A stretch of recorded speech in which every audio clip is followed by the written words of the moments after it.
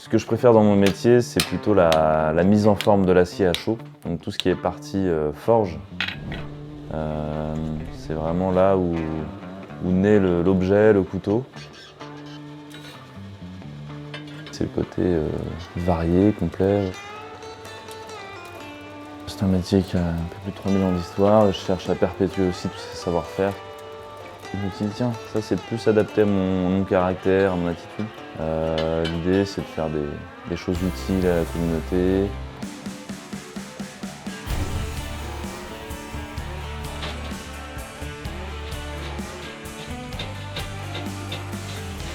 Je m'appelle Antoine Delahaye, je suis coutelier forgeron taillandier. Alors là, je vais procéder aux premières étapes de fabrication d'une lame de couteau. Je suis en train d'affiner l'ébauche de la lame.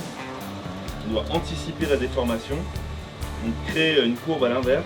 Ça évite d'avoir à redresser la lame constamment tout en forgeant le tranchant.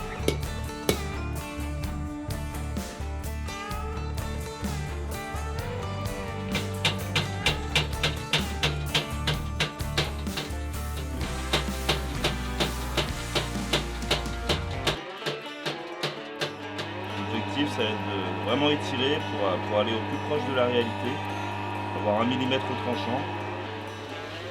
Et le couteau de cuisine est plus exigeant, surtout en termes de cote, d'épaisseur. En général, la base, le talon de lame va être plus large, un peu plus épais au dos de lame. Et sur la partie pointe, on va partir plutôt sur des sections beaucoup plus fines pour aller chercher un peu de souplesse. Moi, ce que je fais sur mes couteaux, c'est un type d'émouture assez particulier. Donc l'émouture, c'est l'affûtage, c'est le profil du tranchant de la lame. Souvent, sur la plupart des couteaux, c'est des émoutures partielles ou des émoutures plates. Moi, ce que j'aime faire, c'est des émoutures creuses. Donc en fait, on a un tranchant qui est un petit peu plus fin, qui est plus facile à entretenir, qui a une coupe plus forte aussi. Le métier de coutelier et le métier de forgeron, c'est deux savoir-faire très différents qu'on peut combiner. Dans la coutellerie, on apporte vraiment différentes techniques, différents matériaux. Le couteau est un support qui permet d'appréhender plusieurs métiers en un. Alors comment je fais pour avoir une lame aussi souple avec un acier dur comme ça? Je vais jouer sur les épaisseurs. Là on est encore un petit peu épais ici. Je vais conserver un peu d'épaisseur au niveau du talon.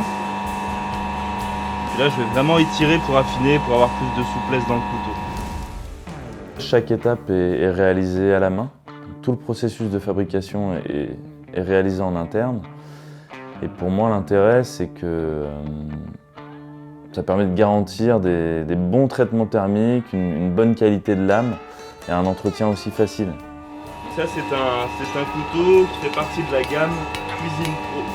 C'est une gamme de couteaux de cuisine que j'ai créé pour les professionnels, mais aussi pour les particuliers qui aiment s'entourer de beaux objets et de bons outils, qui peuvent être déclinés avec différents matériaux, différents bois pour le manche. En gros, c'est un set de cuisine forgé en acier carbone ou acier inox avec un manche en émail du Gabon.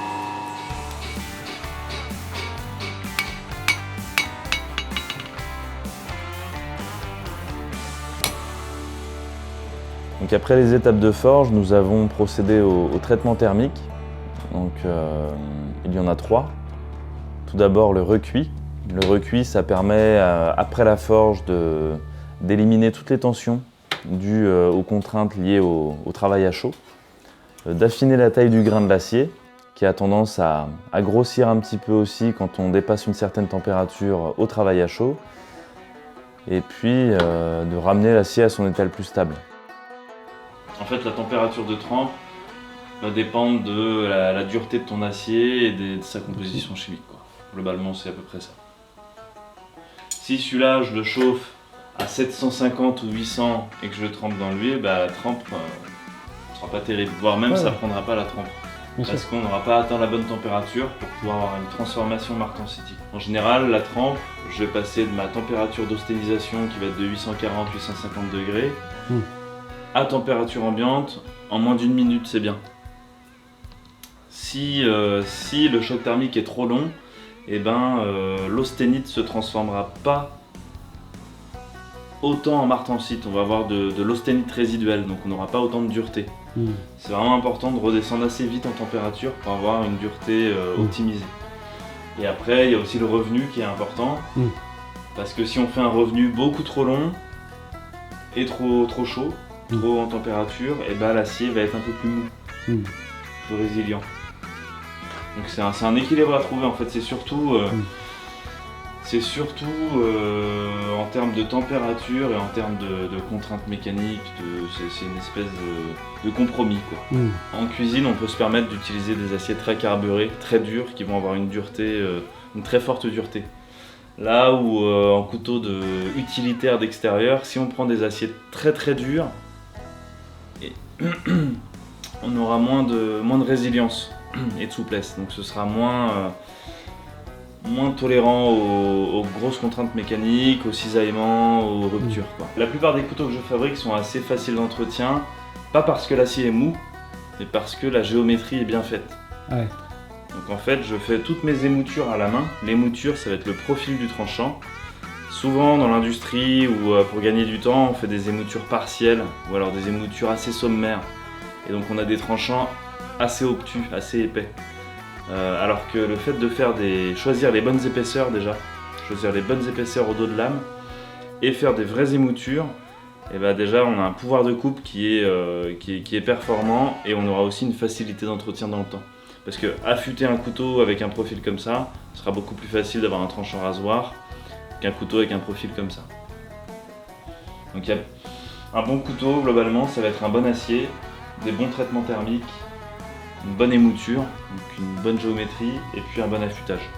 S'il n'y a pas un de ces 4 paramètres-là, on n'a pas un couteau qui va couper correctement et qui va être facile à entretenir. Une fois que le couteau a été recuit, on a pu le redresser, le percer au niveau de la semelle pour venir ensuite placer les rivets. Et une fois que c'est fait, on s'occupe de la trempe. Un des moments les plus importants en coutellerie, c'est qu'on va chercher à obtenir un maximum de dureté sur l'acier. Donc l'idée, c'est de le monter à une certaine température, on appelle ça la température d'austénisation. Et cette température d'austénisation, pour l'acier, le 135 CR3, elle se trouve autour de 800-810 degrés. L'idée, c'est de couper l'huile.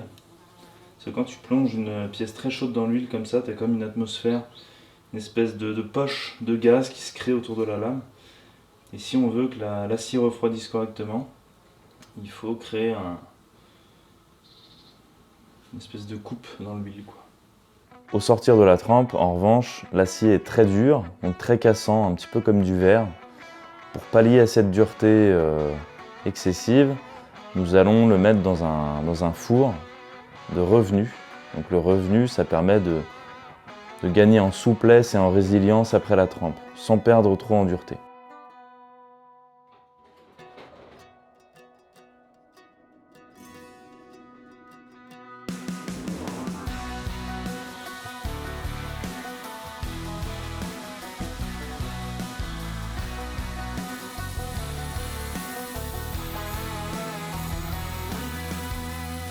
J'essaie de proposer des couteaux qui ne sont pas réalisés par l'industrie, c'est vraiment ça la plus-value.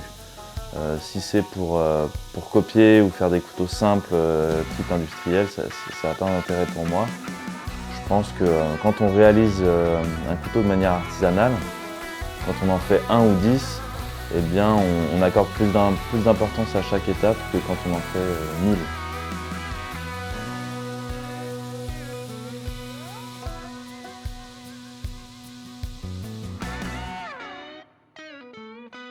Et donc chaque pièce est bien réussie si l'artisan est consciencieux.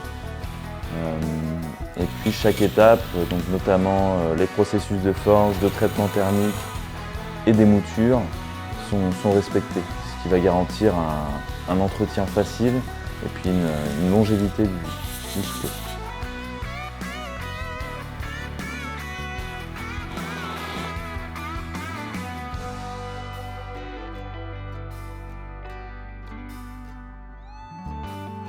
Ce que j'ai voulu avec Atelier de la Haie, c'est proposer des outils, des objets abordables, sans négliger la qualité. Donc ça s'explique par un processus de fabrication simplifié en quelque sorte, ou normalisé, qui permet de gagner un petit peu de temps sur certaines étapes.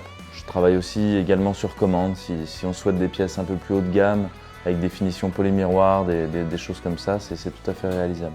J'ai commencé uniquement avec la fabrication de couteaux. Au fur et à mesure des années, j'ai diversifié ma production. Donc couteaux, outils, objets forgés pour l'aménagement. Donc ça peut être des suspensions, des objets utilitaires pour aménager la maison. Et puis récemment, j'ai développé une gamme de luminaires forgés. Donc des lampes à poser pour commencer. Et puis d'autres séries de luminaires viendront dans les mois qui suivent. Peut-être des lampes à poser au sol, du plus gros luminaire.